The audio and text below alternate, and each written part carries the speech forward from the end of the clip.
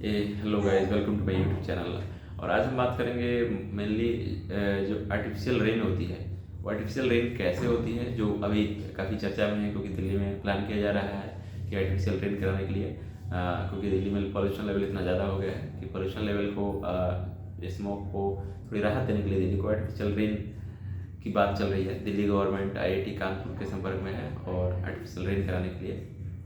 सो ये artificial rain होता क्या है और ये कैसे कराई जाती है, सो इसके बारे में हम जानेंगे इस वीडियो में। अगर आपने चैनल को सब्सक्राइब नहीं किया है तो कृपया चैनल को सब्सक्राइब कर लीजिए, लाइक शेयर और सब्सक्राइब कीजिए। सो चलिए शुरू करते हैं। तो सबसे पहले जो आर्टिफिशियल रेन होती है, वो आर्टिफिशियल रेन ऐसा कुछ नहीं है कि ये कोई अलग से नई टेक्नोलॉजी नहीं है कि बादल नहीं है और अब जा करके बादल बना करके और फिर उसमें रेन करा देंगे। नहीं, ऐसा कुछ नहीं है। बादल डेफिनेटली होने चाहिए आर्टिफिशियल रेन कराने के लिए, बादल होने चाहिए और बादल 40% 50% ऑलमोस्ट होने ही चाहिए। ये क्या करता है कि जो बादल हैं उनको रेन में कन्वर्ट हो, इसमें टाइम लगे, लाइक 10 दिन टाइम लगे, 15 दिन टाइम लगे, 20 दिन टाइम लगे, उसके पहले ही उनको फोर्स करता है आर्टिफिशियल जो क्लाउड सीडिंग हम करते हैं, वो फोर्स करता है कि वो रेन पहले ही हो जाए। उसके तरीके हैं और वो बिल्कुल मतलब साइंस के लॉजिक से बिलोंग करता है। बादल जैसे कहीं पे भी होते हैं, बादल क्या होते हैं, बादल जैसे कि नीचे होती है तो आपको नीचे टेम्परेचर थोड़ा ज़्यादा होता है। ऊपर जैसे जैसे आप जाएंगे इन्वायरमेंट में तो वो टेम्परेचर जो होता है वो धीरे धीरे कम होता जाता है और कम होता जाता है। तो जैसे जैसे टेम्परेचर कम होता जाएगा तो जो मॉइस्चर है एयर में, ह्यूमिडिटी है जो एयर में, वो ऊपर जाते जाते वाटर ड्रॉपलेट में कन्वर्ट हो जाती है। पहले गैसेस रहती है, फिर वाटर ड्रॉपलेट में। सो वाटर जैसे जैसे ऊपर जाएंगे वाटर ड्रॉपलेट में होता जाएगा। सो ये जो क्लाउड दिखता है वो एक्चुअली वाटर ड्रॉपलेट मतलब एकदम वेरी टाइनी वाटर ड्रॉपलेट है। वो मतलब बहुत ही टाइनी है। वो इतने नहीं है कि ग्रेविटी की वजह से वो ज़मीन पे गिर पाए। सो जब वो और ऊपर जाते हैं और बादल इकट्ठे होते हैं और ऊपर जाते हैं तो वो सारे फ्यूज होते जाते हैं। जो वाटर ड्रॉपलेट है वो फ्यूज होते जाते हैं और फ्यूज हो करके फ्यूज कहाँ होते हैं, जो डस्ट पार्टिकल हैं, जो एयर में जो मॉइस्चर जो वातावरण में डस्ट पार्टिकल है उसके अराउंड ये क्या होते हैं, फ्यूज होते जाते हैं जो वाटर ड्रॉपलेट है और फिर एक बड़े ड्रॉपलेट बन जाते हैं। और जब बड़े ड्रॉपलेट बन जाते हैं तो अपने ही वेट की वजह से वो वापस से ज़मीन पर गिरने लगते हैं, जिसको हम बारिश कहते हैं। अब हम क्या करते हैं इसमें आर्टिफिशियल रेन में क्या होता है कि एक कंपाउंड होता है जिसको बोलते हैं सिल्वर आयोडाइड। खैर पहले हम अगर ऐसा हम करें, अगर पहले इसको लॉजिक को समझते हैं कि ये आर्टिफिशियल रेन में होता क्या है, कि अगर हम वातावरण को इतना कूल कर दें पहली बार, तो अगर मान लो टेम्परेचर बहुत ऊपर जाएगा तब जाके वो बहुत ज़्यादा वाटर कंडेंस होगा जो बादल है। अगर हम जहाँ पे बादल हैं वहीं पे हम वातावरण ऐसा बना दें कि वहीं पे कूल कर दे वातावरण को और ठंडा कर दें वहीं के वहीं, तो वो तुरंत वाटर जो है वो वाटर ड्रॉपलेट में पूरी तरह से फ्यूज हो जाएगा और तुरंत बारिश हो जाएगी। बट अब कूल करने के लिए जो सबसे पहला एक अमेरिकन साइंटिस्ट था जिन्होंने ये पहली बार आर्टिफिशियल रेन का जो कॉन्सेप्ट सोचा था, सो उन्होंने शुरू में वही किया था। वो एक जो ड्राई आइस होती है, वो ड्राई आइस को उन्होंने ले जाके इन्वायरमेंट में डाला था। बादल के ऊपर एक लोकलाइज्ड बादल था, उसके ऊपर उन्होंने ड्राई आइस की छिड़काव की थी हेलीकॉप्टर से। और ड्राई आइस के छिड़कने से क्या होता है, वातावरण पूरा ठंडा हो जाता है, तुरंत के तुरंत ठंडा हो जाता है और फिर वो रेन के फॉर्म में नीचे गिरने लगा। पहला एक्सीडेंट जो किया था। बट अब ड्राई आइस इतने जगह पे छिड़कना लोकल की जगह पे किया सकता, बट ये फिजिबल नहीं था। लाइक वातावरण को ठंडा करना ये फिजिबल नहीं था। तो दूसरा तरीका ढूंढा गया कि कभी भी जो वाटर होता है, वाटर ड्रॉपलेट होता है, सबसे पहले आप समझिए कि जो वाटर ड्रॉपलेट होता है उसका कंडेंसेशन, इसको जो बोलते हैं कि गैस से लिक्विड में जब कन्वर्ट होता है वाटर ड्रॉपलेट, गैसियस फॉर्म से धीरे धीरे जब लिक्विड में कन्वर्ट होता है तो उसको बोलते हैं कंडेंसेशन, संघनकता हिंदी में बोले तो कंडेंसेशन का ये हमें स्पीड अप करना होता है प्रोसेस को। अगर अब कंडेंसेशन कैसे करेंगे, कंडेंसेशन किसी भी वाटर गैसियस फॉर्म में है, अगर वाटर वेपर के फॉर्म में है और उसको वाटर ड्रॉपलेट में बदलना है तो कंडेंसेशन करनी पड़ती है। और कंडेंसेशन दो तरीके से जल्दी किया जा सकता है। एक, या तो वातावरण आसपास का उसके बाद उस जगह के उस गैसियस वेपर के आसपास का वातावरण एकदम बिल्कुल ठंडा कर दिया जाए, और अगर हम ऐसा पार्टिकल और भर दें जो कि आसपास उसमें ऐसा पार्टिकल और डाल दें जिसके पास वो आसपास इजीली उनको सरफेस चाहिए होता है कंडेंस करने के लिए।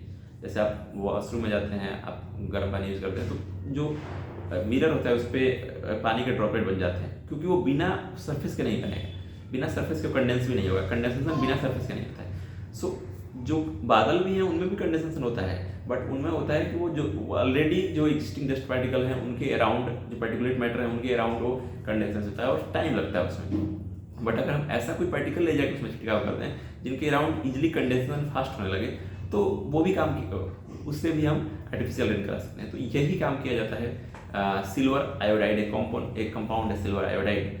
वो क्या करता है, जब उसको छिड़काव करते हैं तो उसके आसपास तेजी से फ्रीजिंग होने लगती है वाटर ड्रॉपलेट की। जो बादल हैं उनमें तेजी से फ्रीजिंग होने लगती है और फिर वो फ्रीजिंग होने के बाद वापस से वो हैवी हो जाते हैं और अपने ही ग्रेविटी वजह से फिर नीचे गिरने लगते हैं। सो एक तो ये सिल्वर आयोडाइड है जिसकी यूज़ की जाती है, और दूसरा इसमें आपको सॉल्ट के फ्लेयर्स भी डाले जाते हैं, क्योंकि सॉल्ट के अराउंड भी कंडेंसेशन होता है। नॉर्मल सॉल्ट होता है तो सॉल्ट भी हेलीकॉप्टर से या फिर सिल्वर आयोडाइड हेलीकॉप्टर से ले जाकर हम उन बादलों के ऊपर, जो ऑलरेडी एग्जिस्टिंग बादल उनके ऊपर छिड़काव कर देते हैं हेलीकॉप्टर से, और फिर वो कंडेंसेशन प्रोसेस जो मैंने आपको समझाया वो पूरी तरह से फास्ट हो जाता है और रेन जो नेचुरल रेन है वो फिर से होने लगती है। सो ये स्पीड अप किया जाता है प्रोसेस को, हम नया क्रिएट नहीं करते हैं। बादल जो बादल ऑलरेडी हैं उनके गिरने का हम प्रोसेस बस तेज कर देते हैं, उनको कन्वर्ट करने का, वाटर ड्रॉपलेट कन्वर्ट करने का एक प्रोसेस है जिसमें यूज करते हैं सिल्वर आयोडाइड और आपका सॉल्ट फ्लेयर्स यूज करते हैं, सॉल्ट ले जाकर छिड़कते हैं।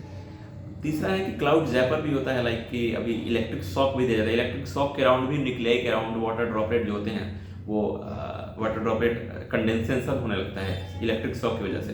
तो इलेक्ट्रिक शॉक का भी यूज किया जाता है, साथ में सॉल्ट फ्लेयर्स भी छोड़ जाते हैं हेलीकॉप्टर से, सिल्वर आयोडाइड भी डाला जाता है और उनकी वजह से ये पूरा न्यूक्लियर कंडेंसेशन का प्रोसेस, न्यूक्लियाई कंडेंसेशन प्रोसेस शुरू हो जाता है। वाटर ड्रॉपलेट जो है, वाटर ड्रॉपलेट छोटे ड्रॉपलेट जल्दी से वो डस्ट पार्टिकल के राउंड और सिल्वर आयोडाइड पार्टिकल के राउंड इजिली वो कंडेंस होने लगते हैं, क्योंकि ये वाटर लविंग न्यूक्लियाई होता है।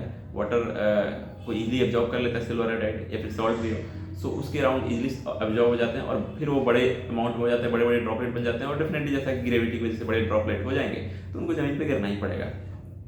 सो इस तरह से आर्टिफिशियल रेन कराई जाती है। ये कोई नई टेक्नोलॉजी नहीं है, ऑलरेडी एक फिजिक्स के प्रोसेस को एक्सप्लॉइट किया जाता है, फिजिक्स के नियम को, जो कंडेंसेशन है उसके प्रोसेस को एक्सप्लॉइट किया जाता है। इधर आप टेम्परेचर बादल का पूरा ठंडा कर दो, जो पॉसिबल नहीं है, इतना आसान नहीं है, या फिर आप ऐसा कोई सरफेस प्रोवाइड कर दो जो इजीली कंडेंस हो जाए। तो सरफेस प्रोवाइड करने वाला काम इजी है, तो वो यही होता है जो हम आर्टिफिशियल रेन कराया जाता है, उसमें सरफेस को प्रोवाइड किया जाता है। वो सिल्वर आयोडाइड डाल करके, सॉल्ट डाल करके, या फिर ये क्लाउड ज़ीपर इलेक्ट्रिक शॉक भी देते हैं।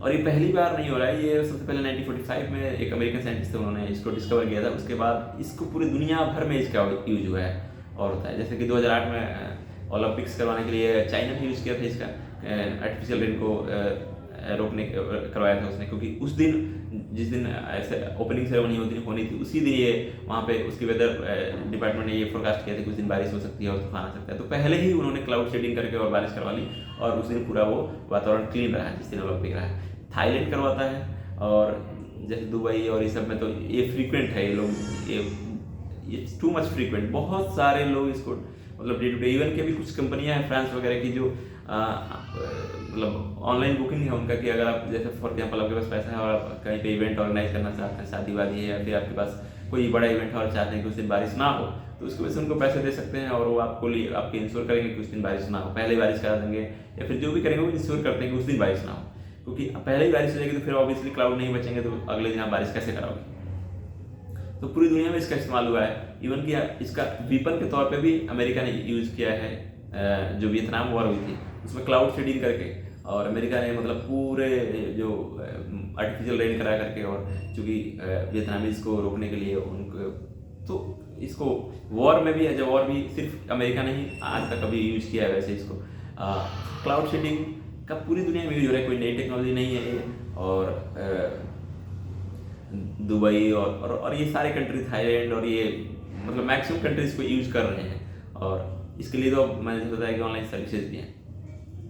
तो क्लाउड शेडिंग का ये पूरा प्रोसेस वो भी दिल्ली में प्लान किया जा रहा है कि दिल्ली में ये क्लाउड शेडिंग करा करके, लेकिन इससे मैक्सिमम मतलब 5-7 दिन के लिए राहत मिल सकती है, उसके बाद तो वापस से पोल्यूशन अपने लेवल पे ही होगा। सो आई होप कि इस वीडियो में आप क्लाउड शेडिंग का मतलब समझ गए होंगे, क्लाउड शेडिंग क्या होता है, कैसे किया जाता है, और फिजिक्स की एक प्रोसेस को कैसे एक्सप्लॉइट किया जाता है। ये कोई नई टेक्नोलॉजी नहीं है, और ये एक जगह से दूसरी जगह, इसमें ये है कि आप एडवांटेज है कि लाइक एक जगह पे राजस्थान से अगर बादल होकर के जा रहे हैं, मान लो कि वहीं पे बादल नहीं है, वहाँ पे बादल, लेकिन अभी वो बादल ड्रिफ्ट होते होते मध्य प्रदेश पे आ जाए या कहीं भी आ जाए, आप चाहते हैं राजस्थान में ही बारिश करा, तो आप राजस्थान में ही आप क्लाउड शेडिंग कर सकते हो और बारिश, वो बादल वहीं पे वहीं बारिश हो जाएगी।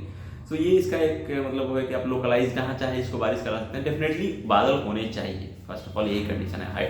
ह्यूमिडिटी का एक लेवल होता है, वो भी होना चाहिए। सारी चेक, बादल और ह्यूमिडिटी ये सारी चेक की जाती है जहाँ पर भी क्लाउड शेडिंग करनी होती है वहाँ पे। अदरवाइज अगर ये नहीं हो तो आप बारिश नहीं करा सकते। ऐसा नहीं कि बारिश आप ले जाकर पानी ऊपर चढ़ा देंगे, ऐसा कुछ नहीं है।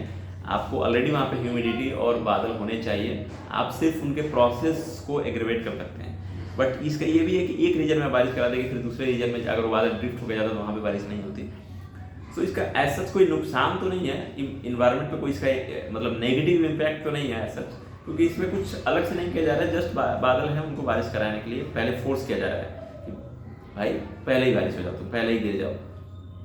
सो इसका कोई अभी तक तो ऐसा नेगेटिव इम्पैक्ट नहीं आया है इन्वायरमेंट पे।